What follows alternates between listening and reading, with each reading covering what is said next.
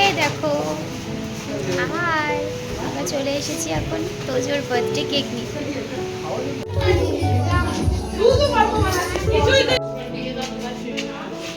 যদি রান্না ঠিক আছে। মণিমালাস ব্লগে তোমাদের স্বাগত আর অনেক ভালোবাসা। আজকে আবারও একটা ব্লগ ভিডিও নিয়ে তোমাদের সামনে চলে আসলাম। একটু লেট হয়ে গেল আপলোড করতে, কারণ এতটাই সময়ের অভাব ছিল যে কারণে একদম ভিডিওগুলো নিয়ে বুঝতে পারিনি। আজকের ভিডিওটা তোমরা দেখেই বুঝতে পেরেছো। হ্যাঁ, ঠিকই ধরেছো, আজকে আমার ছেলের বার্থডে সেলিব্রেশনটা তোমাদের সাথে শেয়ার করব। একটা পার্ট শেয়ার করেছিলাম, সেটা সকালে কি করেছিলাম আর সন্ধেবেলায় কিভাবে আমরা সেলিব্রেট করলাম, সেটাই কিন্তু আজকে তোমাদের সামনে তুলে ধরতে চলেছি। তো পুরো ভিডিওটা দেখো, স্কিপ করো না। নিজের মতো করে ঘরটা সাজিয়ে নিয়েছিলাম বেলুন দিয়ে, সেটা তোমরা আগেও দেখেছো। তো অনেক বেশি বেলুন সাজাতে পারিনি, বুঝতেই পারছো একা হাতে করছি, সেটা সম্ভব হচ্ছিল না। তো যাই হোক, তারপর দেখো আমি আর তোজোর বাবা দুজনে মিলেই কিন্তু কেক আনতে বেরিয়ে গেলাম। আর কেকের দোকান থেকে বলে দিয়েছিল যে আমাকে টোটো করে ফিরতে। তো গাড়ি করে গেলেও টোটো করেই কিন্তু আমি ফিরেছি। আর তোমরা সবসময় জানো যে মিও আমোরে কিন্তু আমার সবথেকে পছন্দের একটা ব্র্যান্ড। আর কেক মানেই হচ্ছে মিও আমোরে, এটা তোমাদেরকে আমি আগেও বলেছি। আর তোজোর বার্থডের কেক যতবারই আমি নিয়েছি মিও আমোরের থেকেই কিন্তু নিয়েছি। এর আগের দিন এসে কিন্তু কেকটাকে আমরা অর্ডার করে দিয়েছিলাম অন্তত সপ্তাহখানেক আগে। তারপর দেখো কেক কিন্তু রেডি। এই কেকটা দেখছো, এটারই বড় সাইজ হচ্ছে আমরা যে কেকটা নিয়েছি, অর্থাৎ 2 কেজির একটা কেক আমরা নিয়েছিলাম। কেক কাটার অন্তত আধা ঘন্টা আগে এসে কিন্তু আমি কেকটা ডেলিভারি নিয়ে যাই। তার একমাত্র কারণ হচ্ছে যাতে বেশিক্ষণ ওখানে আমাকে রাখতে না হয়, গিয়েই সঙ্গে সঙ্গে যেন কেক কাটিংটা করা যায়। নিয়মরতে গিয়ে একটু নিজেদেরও ভিডিও নিয়ে নিচ্ছিলাম, আমাদের তো ভিডিও করা হয়ই না নিজের। তো সেই কারণে বললাম চলো একটু সেলফি নিয়ে নিই। তো তারপর দেখো এই যে আমার কেকটা চলে এসেছে। আর সামনে একটা প্যাকেট দেখে ভেবেছিলাম ওটা হয়তো কিছু এক্সট্রা কিছু দিচ্ছিল, কিন্তু না, ওখানে একটা বাইক বসবে, তো সেই বাইকটাই কিন্তু আলাদা করে ওরকম র্যাপ করে ওরা দিয়েছিল। তো দেখো কেকটা পুরো একদম সুন্দরভাবে চলে এসেছে, দেখেই তো আমার মানে কি বলবো। আর সত্যি কথা বলতে কেকের ওপরে কিন্তু আমি নাম লেখাটা একদম পছন্দ করি না, জাস্ট হ্যাপি বার্থডে কথাটাই লেখা ছিল। আর আমি বারবার বলে দিয়েছিলাম নামটা যাতে না লেখা হয়। তাও একবার বলেছিলাম সাইডে যদি লেখা যায়, কিন্তু দেখবার পর মনে হলো না, সাইডে কোনো নাম লেখা যাবে না আর নামটা আমি লিখবও না। তো চলো, কেকটা নেওয়া হয়ে গেছে, এবার বাড়ির দিকে পা বাড়াই। দেখো বাড়িতে চলেও এসেছি, আর এসে দেখি আমার হাজবেন্ডের সব বন্ধুরা চলে এসেছে। তনুশ্রীদি, স্নেহাদি, সুমন্তদা, শুধু সোনালিদিকে মিস করছিলাম। আর এদিকে এসে গেছে তোজোর গানের ক্লাসের সবাই। তো দেখো সবাই আস্তে আস্তে যখন চলে এসছে, কেকটা কিন্তু কেটেও ফেলবো।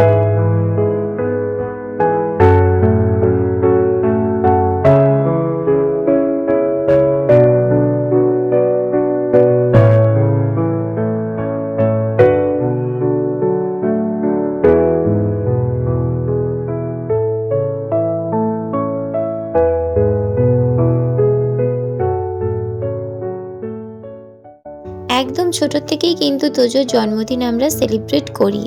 আর ও এই ব্যাপারটা নিয়ে কিন্তু ভীষণ খুশি থাকে। ওই যে ওকে ঘিরে সবাই দাঁড়িয়ে থাকবে আর ও কেক কাটবে, সেটা নিয়ে কিন্তু ভীষণ আনন্দ পায়। আর এখন তো আস্তে আস্তে বড় হচ্ছে, আরও যেন খুশিটা দ্বিগুণ হয়ে চলেছে। আর দেখো কেকটাকে দেখে ও আর সামলাতে পারছে না, মানে এতটাই ওর আনন্দ লাগছে।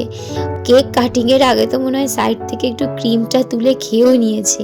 আজকের সেলিব্রিটি কিন্তু তোজো, ওকে ঘিরেই দেখো সব কিছু চলছে আর ওর কি আনন্দ। তো যাই হোক, এবার ফাইনালি কিন্তু কেকটা কাটিং করা হবে।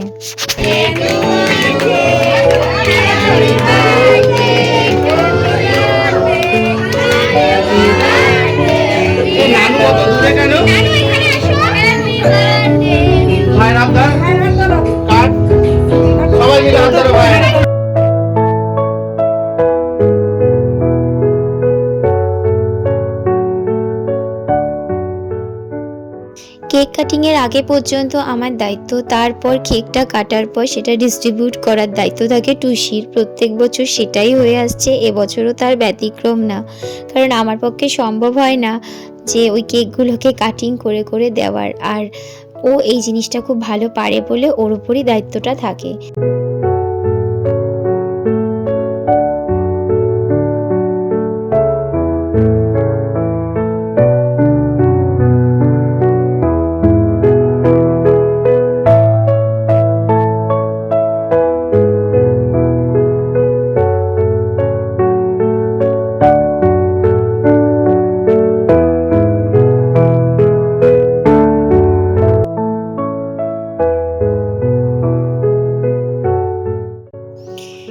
কাটিংয়ের পর এবার কিন্তু চলে যাব খাওয়ার সাইডে, কারণ এবার আস্তে আস্তে কিন্তু ব্যাচ না বসালে যারা দূরের থেকে এসেছে তাদের কিন্তু ফেরাটা অনেকটা কঠিন হয়ে যাবে, কারণ ট্রেনের ব্যাপার আছে, তারপর শীতের রাত, বেশি রাত করলে তো অনেকটাই অসুবিধা হবে। সেই জন্য আস্তে আস্তে এবার কিন্তু খাওয়ার ওই সাইডটা একটু গিয়ে দেখেও আসি, বলেও আসি, লজ্জা করে যেন কেউ না খায়। তো দেখো এখানটায় সবার প্রথমে বসেছিল আমার বরের বন্ধুরা, কারণ ওরাই সব থেকে দূর থেকে এসেছে।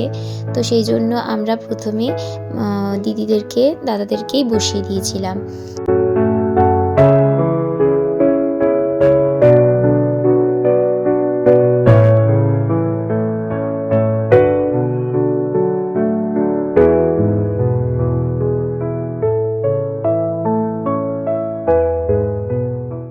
খাওয়া দাওয়া কিন্তু আমরা কোনো ক্যাটারিংকে দেইনি, আমরা পুরো জিনিস কিনে দিয়েছিলাম। আর এক দিদি আছেন, উনি রান্না করে দিয়েছিল।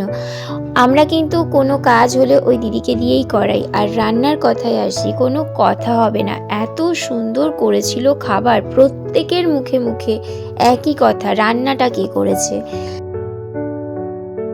তোমাদের সাথে সবটা শেয়ার করলাম, তো চলো মেনুটাও শেয়ার করা যাক। প্রথমে ছিল একটা ডিমের ডেভিল, তারপর ছিল ফ্রাইড রাইস, চিকেন কষা, চাটনি, পাঁপড়, পায়েস, মিষ্টি। আর যারা ফ্রাইড রাইস খাবে না তাদের জন্য ছিল ভাত, ডাল, ফুলকপির তরকারি, মাছের ঝোল, চাটনি, পাঁপড়, পায়েস, মিষ্টি। আমরা ক্যাটারিংকে দিইনি, তবে আমরা সার্ভ করার জন্য 3 জন রেখেছিলাম, যে সার্ভ করে দিচ্ছিল খাবারগুলো, কারণ সার্ভ করাও কিন্তু একটা বিশাল বড় দায়িত্ব, আর যেটা আমরা অত সুন্দরভাবে পালন করতে পারতাম না। সেই জন্যই আমি বলেছিলাম যে সার্ভ করার জন্য কাউকে রেখে দাও। সব মিলিয়ে আমাদের মোটামুটি ওই 90-এর কাছাকাছি হয়েছিল। আর একটা চিন্তা করছিলাম এটাই, যে আমাদের যেহেতু দেখো ঘর ছোট, আর সবাইকেই তো বলতে ইচ্ছা করে, আর কোথায় বসতে দেব এটাও একটু ভাবছিলাম। তো যাই হোক, দেখো হয়েই যায়, কথা তো আছে, যদি ওই সুজন তেঁতুল পাতায় নজন। তো সেই হিসেবে দেখো হয়ে গেছে, সব ব্যাপারটাই খুব সুন্দরভাবেই কিন্তু হয়েছে।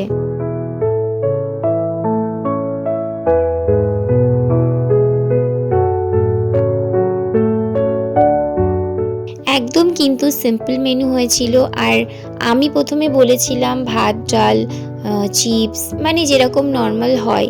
তো আমার বর বলল যে না, অনেকেই ফ্রাইড রাইস, চিকেন কষা খেতে ভালোবাসে, তো দুরকমই হোক, যে যেটা পছন্দ করবে। তো তারপরেই কিন্তু এই মেনুটা সেট করা হয়, আর সবাই কিন্তু সেটা পছন্দও করেছে, অর্থাৎ যে যেটা খেতে ভালোবাসে সেটা কিন্তু পছন্দও করেছে। আর সবচেয়ে বড় কথা কি বলতো, মেনুর চেয়েও বড় কথা রান্না যদি ভালো হয় সব মেনুই কিন্তু ভালো লাগবে, তাই না? তো সেখান থেকে আমরা খুব স্যাটিসফাই ছিলাম। তো যাই হোক, আজকের এই বার্থডে ব্লগটা এই পর্যন্তই রাখলাম। তোমাদের কেমন লাগলো তোমরা অবশ্যই কিন্তু আমাকে লাইক কমেন্ট করে জানিও। আর যারা আমার ইউটিউব চ্যানেল থেকে দেখছো তারা কিন্তু চ্যানেলটাকে সাবস্ক্রাইব করে পাশে থাকা বেল আইকনটা প্রেস করতে ভুলো না। আবার একটা নতুন ভিডিও নিয়ে তোমাদের সামনে চলে আসবো। আর তোমরা সবাই দুহাত ভরে আমার তোজসোনাকে আশীর্বাদ করো। এই পর্যন্তই রাখলাম ভিডিওটা, আবার নেক্সট ভিডিওতে তোমাদের সাথে দেখা হবে।